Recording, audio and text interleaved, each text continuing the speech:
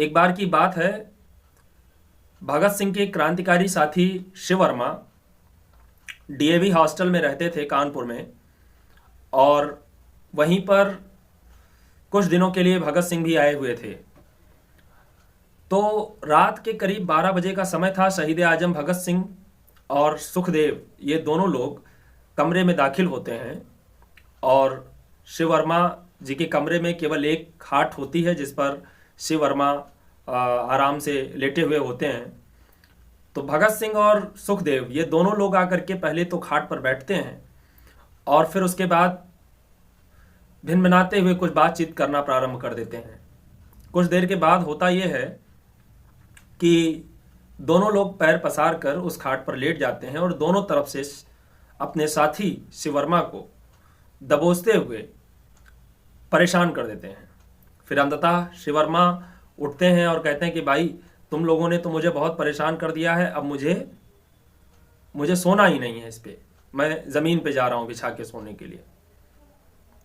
कुछ देर तक तो भगत सिंह और राजगुरु वो सुखदेव दोनों लोग उस खाट पर लेटे रहते हैं। उसके बाद कहते हैं कि देख रहे हो, अपना साथी ज़मीन पर सो रहा है, तो हम लोग क्यों जो है खाट पर सोएं।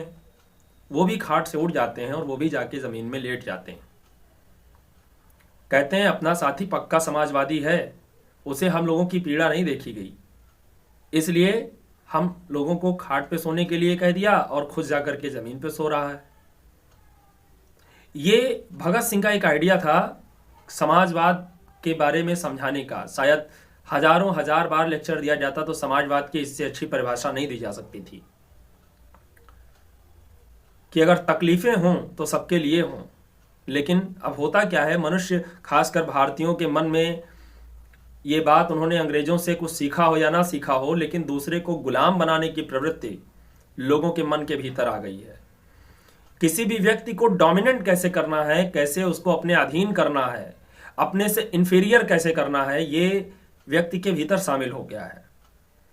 और जब तक ये सोच समाज में रहेगी कि मेरे पास ही सारे संसाधन हो, मेरे पास ही गाड़ी बंगला रुपया पैसा हो और दूसरे के पास कुछ ना हो, मैं राजा रहूं बाकी सब रंक रहें, मेरे पास सारे संसाधन हो बाकी किसी के पास कुछ ना हो, शायद समाज में एक बहुत बड़ी खाई दो वर्गों के बीच में रहेगी और ये खाई बढ़ती ही चली जाएगी। और एक दिन ऐसा आएगा कि संसाधनों की लड़ाई में उस आम जनमानस को भी उतरना पड़ेगा जो कहीं ना कहीं दिन प्रतिदिन घुट रहा है और बहुत सारी चीज़ों के अभाव में अभावग्रस्तता का शिकार होकर के अपने जीवन को काट रहा है।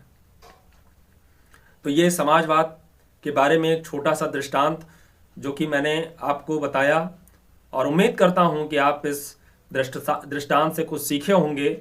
और जैसा कि हमारा भारतीय संविधान भी समाजवादी दृष्टिकोण को अपनाए हुआ है, समाहित किए हुए है, तो इस समाजवाद को समझते हुए आप अपने इर्द गिर्द समाजवाद को किस तरह से बढ़ावा देते हैं, कैसे समाजवाद का पालन करते हैं, कैसे समाजवाद को दूसरों को कैसे बताते हैं, कैसे सिखाते हैं, ये बहुत महत्वपूर्ण होगा एक सशक्त राष्ट्र को मजबूत बनाने में।